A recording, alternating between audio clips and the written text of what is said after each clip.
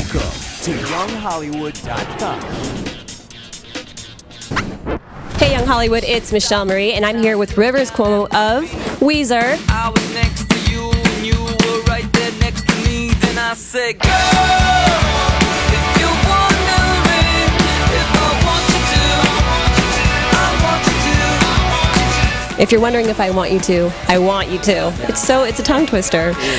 Tell me about the concept behind the song. It's a situation in my life where I wanted to make a move, but I didn't know if I should make a move, so I kind of wanted her to make a move, and it was all confusing for a minute, but it turned out okay. I know you guys recently shot the video, and you guys kind of take over this whole town and make it like a Weezerville. It's basically like a 50s nostalgia town, and it's just populated exclusively by clones of the four of us guys in Weezer.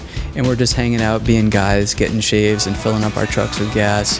And then one day this beautiful young woman, played by Odette Eustman, comes into town, and we're all just blown away, and we start getting distracted, and accidents start happening. And then at the end of the video, I have to choose, am I going to go with this beautiful young lady, or am I going to stick with my bros? Don't make a move, 'cause I ain't got all night.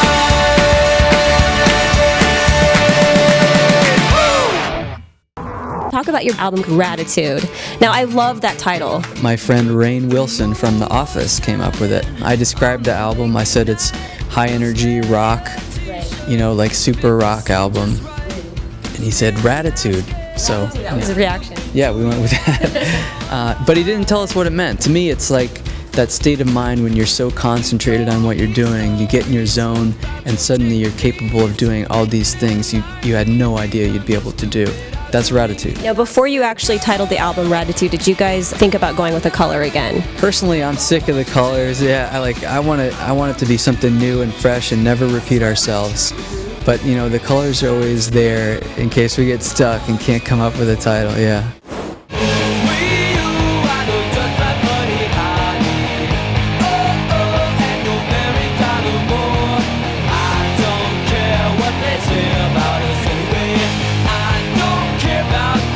Your sound and style has evolved. You came out of the post-grunge era as one of the most popular bands. And how have you stayed relevant, like each year, with the styles and the music changing, over time? I think the key to staying relevant, it's the same thing to being relevant in the first place, is just to do what makes you excited, not stick with what worked in the past or what your fans expect or what you think is going to be successful. But just ask yourself, what do I want to do today? Now, putting out Raditude and doing collaborations with musicians from other genres, like we have Lil Wayne rapping on a song. Some of our fans might get mad, but we got to take that chance. We got to keep evolving and keep doing what makes us excited in the moment. Did you think that it was something that just came up, that you just decided one day, hey, I'm just going to call up Lil Wayne and see if he wants to collab with me? Or was it something that you thought of over time? I don't have a choice in the matter. I just get these ideas in my head. I don't know where they come from, and I gotta try them out. Can't Stop Partying, that's the one that has Lil Wayne on it. I wrote it with Jermaine Dupri. That was a real fun challenge for me because he's bringing his hip-hop ideas, and I have to make them work for me. Yeah, and it turned into something that I never could have written on my own, but it's so beautiful and fun and dark, and it's everything all at once. It's a real pop masterpiece. I think people are going to love it. Now, what was the one thing about Lil Wayne that you really loved that made you want to choose him for your album? I love that to me, it sounds like he's not trying to be a gangsta or trying to be anything. He's just naturally flowing, and it's just so weird and creative. And like that line when he's talking about Ninja Turtles, and then he rhymes it again with turtles, and it's like, whoa, you can't do that. You just broke about 5 rules of rap, but he does it. You guys are both creative geniuses. I mean, the band and him, you guys have great synergies. Tell us more about the album. We wrote a song with All American Rejects, and ironically, it sounds actually a lot like old Weezer. And yeah, it turns out they were Weezer fans back in the day. Your fan base is that it's not only evolved over the years, but it's definitely become more of a wide audience. You have the older Weezer fans that are diehard, and then the new ones, all the young ones that are coming up. Well, from the first album, Weezer was all about just writing classic songs. We're not trying to appeal to just a grunge or alternative mid-90s sound. Like, we love Beatles and Beach Boys, 60s pop, and we love the new sounds, electro music, and so we're just trying to write songs that touch everyone's hearts. To me, you're a style icon. I mean, you've really been able to capture, the whole thick glasses look and the V-neck sweater, and now it's kind of, the hipster look to today. So do you consider yourself a style icon? Well, looking at myself right now, I'd have to say no. Just kind of rolled out of bed and wearing a tracksuit. But it's a good tracksuit. Thank you. In the early 90s, when Weezer was first starting to get together, I was like, man, what's my look going to be? I got to figure out my look. Every rock star has to have a look.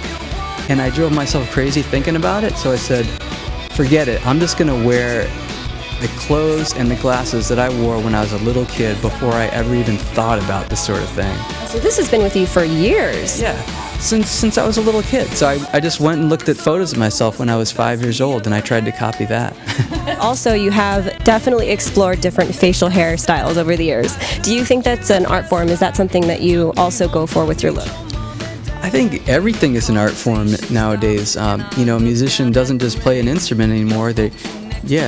Not just singing. It's what you wear. It's how you talk. It's how you walk. It's how you move. It's everything. So, facial hair at times has been a way for me to rebel against what's expected of me. I knew that the thing that would frustrate and antagonize my audience the most would be to have a mustache. So I had a mustache for a while, and it was really upsetting for a lot of people. I saw you before you were knitting, and you have all these different hobbies that you do, outside of working on the band and with work. What other things do you love to do? What are you passionate about right now? Well, I love soccer. I play soccer once or twice a week, and besides that, like you said, I'm getting into knitting. I also like working with clay, sculpting clay heads. Yeah, I don't know why. It's just for someone in my profession, there's a lot of downtime where you can't go anywhere, you can't really do anything. You're just sitting around backstage. It gives me something to do with my hands, so I'm not on Twitter all the time. I need a break. Are you a Twitter maniac or what? It's pretty fun. What do you usually Twitter about? Do you like to reveal what you're doing all day long, or do you usually just talk about the album?